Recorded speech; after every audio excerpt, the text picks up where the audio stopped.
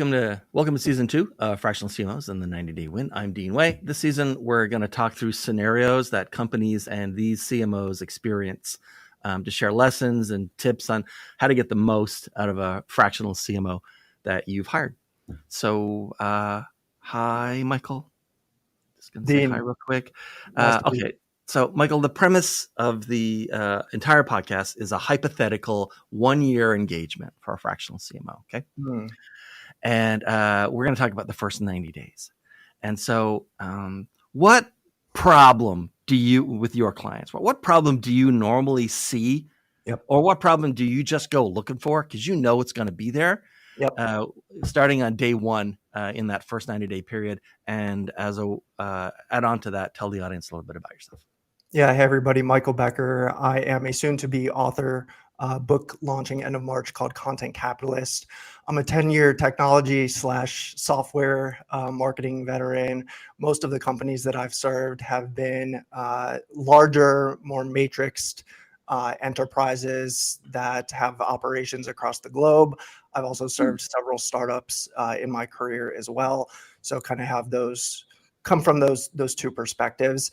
And yeah, Dean, to just go right into the question, the number one thing that I tend to see is just a lot of legacy-minded thinking and processes as especially a company gets larger and larger. And I think the kind of the unique perspective and the flavor that I try to bring wherever I am is that of this younger generation. I'm a millennial, and the way that millennial professionals and workers, but also customers, prefer to interact with the companies that they do business with or even work for is very different from, I think, anything that we've seen in the past. And the same could be said for Gen Z, this younger, I call them the tech intertwined generation. And so, it starts and it ends with content, and content underlies every single stage, every touch point for your users. And so how can we be modern? How can we be interesting? And how can we be engaging using content to build the entire business? And that's where I typically start. Oh, by the way, I was I told myself last week that I would never bring this up on a podcast unless someone said the word millennial. And then very first, here you are. I was talking to a Gen Zer last week. Have you heard of the millennial pause? Yeah. Yeah. I thought that was hilarious. The Gen Zers think that the millennials are like kind of old and out of it. And whenever they'll tell you, like on TikTok, whenever a millennial, like whenever a video is made by a millennial has been uploaded, there's like a 1-second pause before they start talking. And they've actually given it a name now. So like even millennials are old to the Gen Z folks. That's true. Okay. Hey, Jessica. Hi. Welcome. Thanks for having me. You're very welcome. Okay. So tell the audience a little bit about yourself and what problem do you normally either see or get smacked in the face with or just go hunting for because you know you're going to have to deal with it eventually when you start with a new client. Absolutely. Hi, I'm Jessica Shirra, and I'm the founder of Fractional CMO School, and I'm also a fractional CMO myself with 15 years experience in marketing. So I mainly work with direct-to-consumer clients that are doing 1 million a year or more. And most of my clients either have memberships, courses, or an e-commerce style business. Right. Before that, I worked with global brands like Lululemon, Pottery Barn, and then Jenna Kutcher was actually one of my early fractional CMO clients. And we got the opportunity to do one of her biggest launches ever. And her and her team are just really great to work with. So what problem do you go looking for? Yeah, as far as like where I start with people, I would say the biggest problem that I see is a lack of data and tracking and analytics. And often I come into a new client and they're not usually using data to inform their decision-making or their strategy. And they're also not using data to iterate as they go and learn and, be making things better. So that's one of the first problems that I see and one of the first things that we tackle when I'm working with clients. Okay, fair enough. So let's talk about that then, especially around like the data and the analytics side. Like the most common answer I used to get in season 1 when I said, what's the most important factor for a CEO to get maximum value out of a fractional CMO was information sharing. In fact, it was so universal I stopped asking it. So instead, what I say is, besides sharing the information with you, how would you recommend that a CEO get maximum value, Jessica, out of a fractional CMO? They got you for a year. How do they squeeze every last penny of value out of you?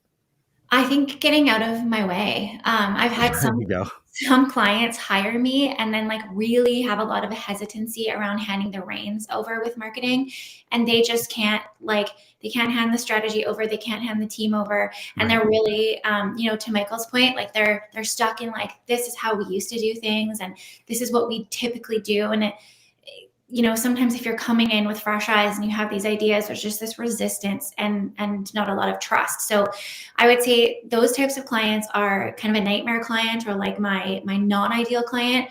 The clients that see the most success when working with me is when they're really full of trust and they're like, here's the team, here's everything, like go. And they can really trust and hand over the reins. And Michael, what do you think? How does a CEO squeeze every last bit of value out of their 1 year fractional CMO? Yeah, I mean, to go off what Jess was sharing, that's 100% right. I would say also, like, the reason you bring in a fractional anything into your business is to inject a new flavor of thinking and a new way of doing things. And so you don't necessarily have to implement every single thing that person brings to the table. But remember, the reason you're bringing them in is because they're a subject matter expert in typically growing companies quick, or at least in a marketing capacity, like spurring that lead generation machine. And so get out of their way, and if you're not willing to do that, then maybe it's not the right fit for you right now. Maybe there's some things you need to iron out on the back end, getting your systems in place, for example. Like, every business is different, but if you're really looking to change things up, in order to jumpstart things, you have to sometimes be willing to take bold and decisive action on new ideas. Right. All right. Let's talk about moving into an organization, right? So a friend comes to you and say, hey, I just got my first ever fractional CMO engagement. I got my first gig. Yep. I'm going to start with this new client. Everything seems good. They already have a marketing team in place, mostly like junior and mid people, right? Mid-level people. Yep. So mid took on a whole different meaning as an adjective lately. So I don't want to say that the people are mid. They're mid-level, right? Junior and mid. What advice do you give, or what sort of lessons do you pass along to that new fractional CMO about moving into a client where there's already marketing people in place? Is that for me? Yeah. I would say 3 things, right? So number 1 is, embed yourself in the business as much as you can. For me, what that looks like is doing as many informational interviews with stakeholders and leaders in the company as I can line up. These can be quick 15 to 30-minute chats, but you just want to get a sense for the perspective of the people that have been there for longer than you have, so that you're coming in as warm as possible. Because there are a lot of existing ideas and ways of doing things, and the better informed you can be about those, the better job you're going to do. So that's 1. Number 2 is I'm always doing some sort of a quick audit, typically a content audit. I'm looking at what they have on their blog, their social media channels, their website, anything beyond 1 or 2 years in terms of its age, I'm probably going to be looking to do something with, whether to discard or repurpose. And then 3 would just be presenting ideas based on what you find there, so that you're not coming out of the blue with stuff that that they're not even going to be looking to be open to. Right. And sort of hurt your credibility right from the jump. Right. Yeah. And Jessica, what do you think? What lessons would you pass along to a new fractional CMO friend who's walking into a company and there's already marketing people, like a team in place? I would say I have a similar process. I start with an audit and a strategy right up front. So I think it's really important to come in and get a very, very comprehensive idea of what's been done in the past, where does the company want to go, who is the target audience, what's working, what's not working, and really making sure that you're understanding things before you're coming in with a whole bunch of recommendations. So I think that's really important. And then I also try to spend a lot of time getting to know the team, especially if they're going to be my direct reports, and understanding what do they love about their role? What do they not love? I really try to get a sense of their goals within work. So, what is their 1-year vision, 3-year vision, 5-year vision? Like, how can I, in some way of working together, how can I set them up to achieve some of those goals and make sure that I am showing that I care about them as a human beyond like just being somebody to get things done for me. All right. So let's flip that around then. You're one of those employees working at the company. A fractional CMO has just been hired. Like, what changes can you expect to see in your job now that a fractional CMO has been brought in? Jessica. That's a big question. I think it really depends on the role. But just at a really high level, I would say better processes around like how do we plan strategically ahead and in advance? How are we, how much ahead are we working versus like that really last minute scramble? How much does my manager like care about me and my goals and development and learning the things I want to learn within marketing? And then potentially, if someone's just in like the actual wrong seat, like they're doing work that they don't love or they're doing work that they're not great at, Right.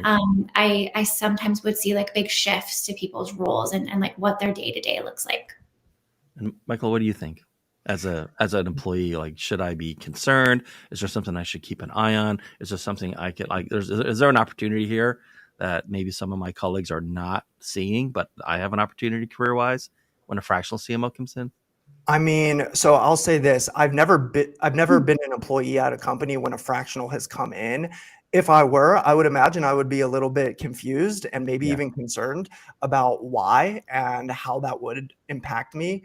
That's not something that you have typically seen a lot of over the last decade. This is a fairly new thing. Yep. And so I think it really does depend on the company, to Jess's point.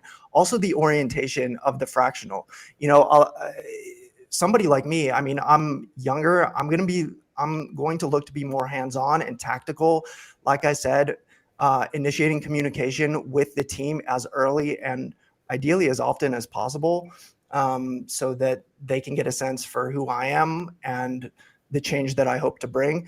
But if the fractional is more experienced, 20 plus years in the industry, maybe they're more of a thought leader type where they're just going to kind of evangelize the brand in the marketplace, do their speaking, do their writing projects as normal, and just kind of put the company on their back. So there's a couple different ways to look at it. So basically a manager versus a like high level strategy kind of person. Yeah. Okay, fair enough. And then, okay, so I have one more question. Okay, Michael, we'll start with you first. I get pushback on this question, but I love this question and I'm going to ask it anyway.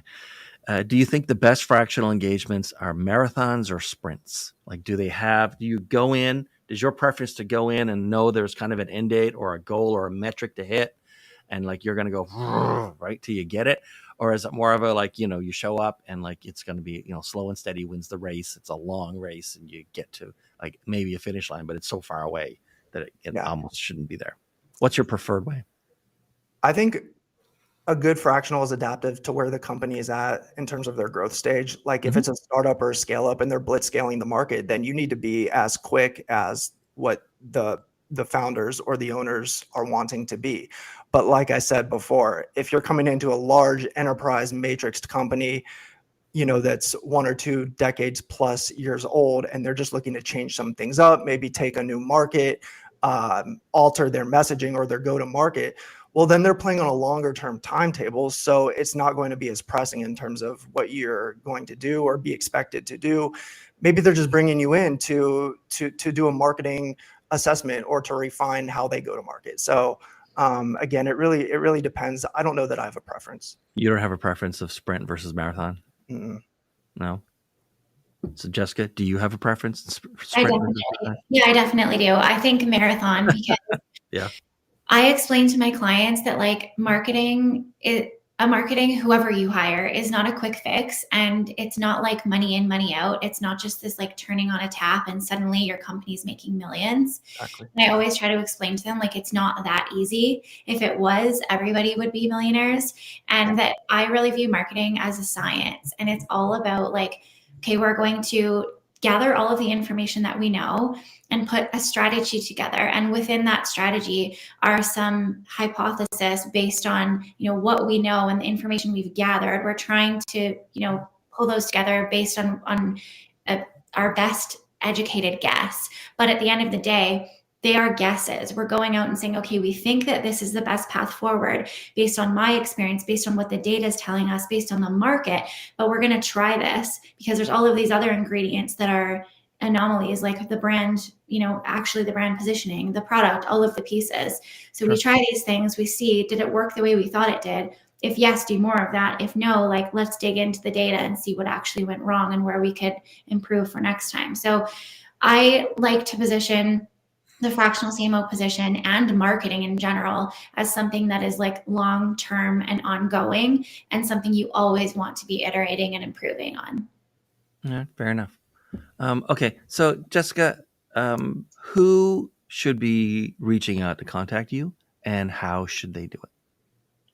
If you are a 7-figure brand who has memberships, courses, masterminds, high ticket offerings, or e-commerce products, we have strategy packages and ongoing for like advisory and fractional CMO services. So you can find me on Instagram at Marketing by Jess, or my website, jessicashirra.com.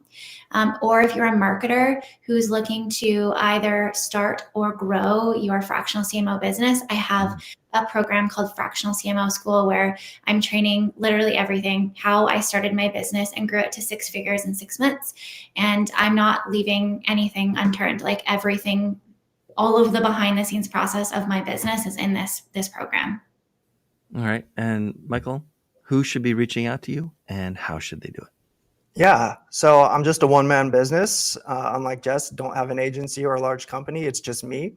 So I'm typically very hands-on in terms of interactions. I've served solopreneurs, who just want to build their personal brand on Instagram to, 5 figures or 6 figures a month, which is not an easy thing to do. Like, Right. let's not get it twisted. This is going to take a ton of work and time, all the way to SMBs, like I said, new startups, and several enterprises as well. So open to help however it makes sense. If you feel aligned, check out my website, michaelbecker.org. You can see my different service offerings there.